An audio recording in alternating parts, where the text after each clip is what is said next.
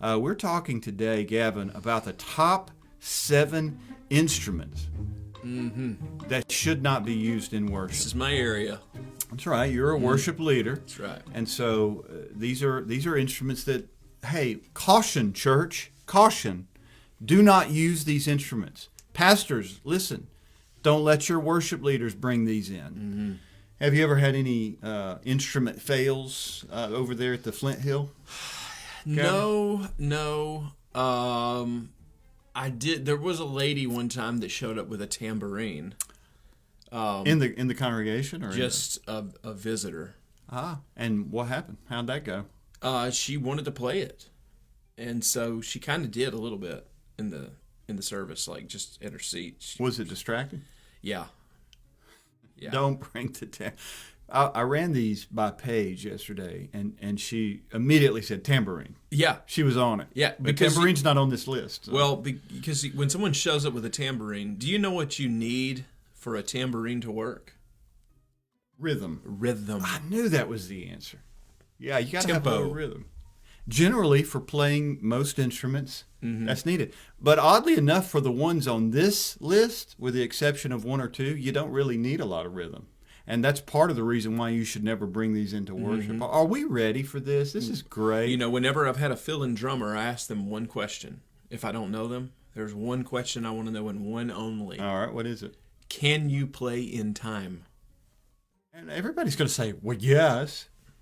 And we'll find out. And then when you hear them, it's like, ch, ch, ch, pop, ch, ch, ch, ch, pop, ch, ch. You don't need to be flashy. And poor Gavin, now you're stuck with, I got to tell this guy he can't play anymore.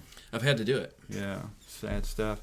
All right, ladies and gentlemen, the top 7 instruments that should not be used in worship. Number 7.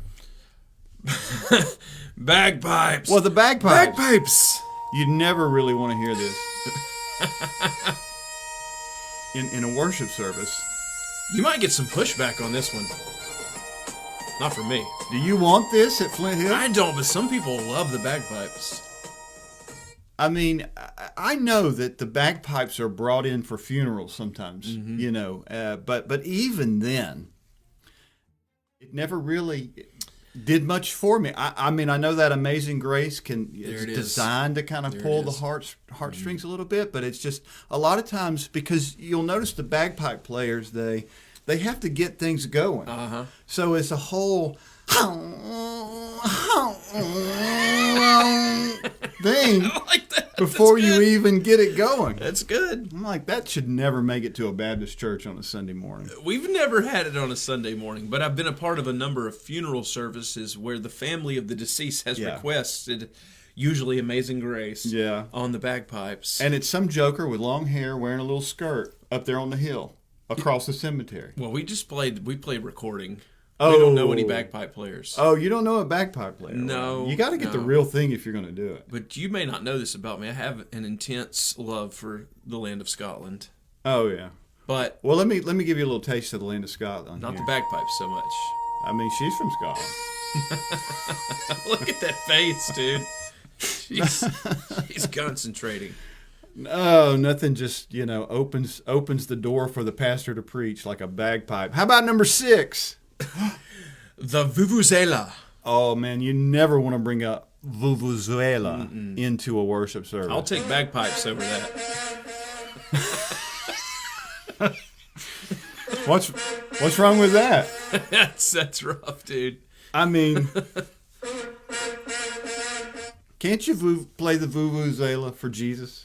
Here's the thing. The Vuvuzela is not an instrument. It's just a noisemaker. Yeah. I mean, if you're watching, you know the Vuvuzela from the soccer matches. That's where it got real. It got got a lot of press because the thing sounds like when you've got 1,000 people playing a Vuvuzela, you have the sound of bees. It's like a The Vuvuzela is like a kazoo on crack. Yeah, that's a good way to describe it. Yeah, there she is. It's so I hate the sound. I hate the sound of the Vuvuzela. I also saw there's a warning label on the side of the Vuvuzela that says, "Hey, watch out for the decibel levels because this thing will deafen you." How about number 5? Oh, there it is. The kazoo. The kazoo. Oh, it sounds like the booze.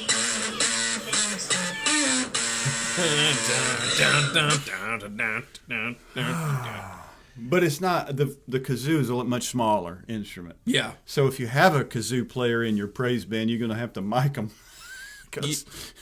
I can imagine even if someone was skilled at the kazoo, you can't take an adult seriously who tries to play a kazoo. No, the sound itself is a funny sound. It's for fun. It's for kids. And do you remember the funny YouTube videos where the squeaky chicken was playing worship music? Yeah, yeah. That is funny too. That's kazoo-ish. Yeah. You know. I like the squeaky chicken. Yeah, because the face of the chicken. Mm-hmm. You can't beat that, really. It's fun.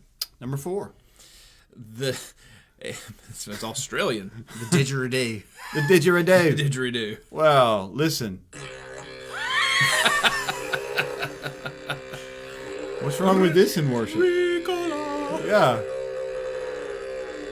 It's another one that has to warm up to get the sound.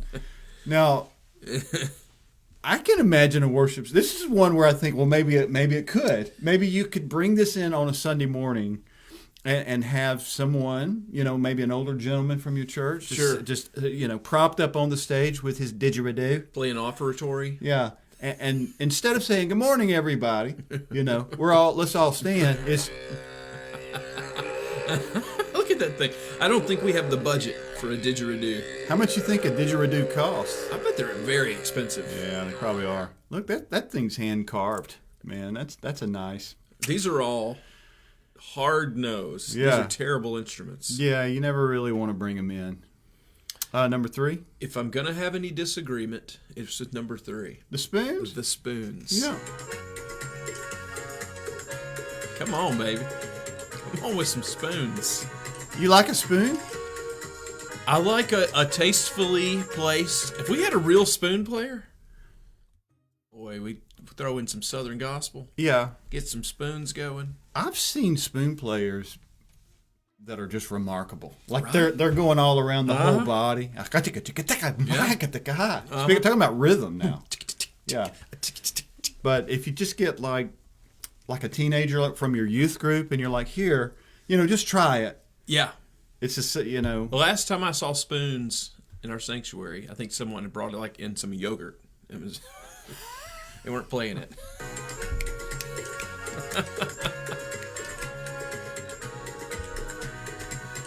Okay. I'll allow it. Yeah. Number 2. Number 2, the theremin. You never want. Yes. But why not? I mean, you could be like, you could say, this morning, folks, we're going to be speaking to you from the book of Revelation. Okay, there you go. Maybe. I mean, it could have a place. That's right. The theremin was used on Good Vibrations, Beach Boys. Yeah, I can't stand the Beach Boys. Okay, well, Gavin, I've gotten a lot of hate from my fellow musicians. Yeah, I'm not feeling any Good Vibrations. Oh, Brian right Wilson was a genius. The Beach Boys are great, and you know what I say? Yeah. No, you guys just think you're supposed to think that, and so you do. I think there was a sound there, Gavin, that was... I'm thumbs down on the Beach Boys. Can I once again remind you of... Now this is more like... I love the picture of the guy, too. If this guy shows up with his theremin on Sunday morning, you can put your security team on high alert. I'll tell you on the theremin, too. Yeah, for sure. Especially if it's this guy. Yeah. But on the theremin, you don't touch anything.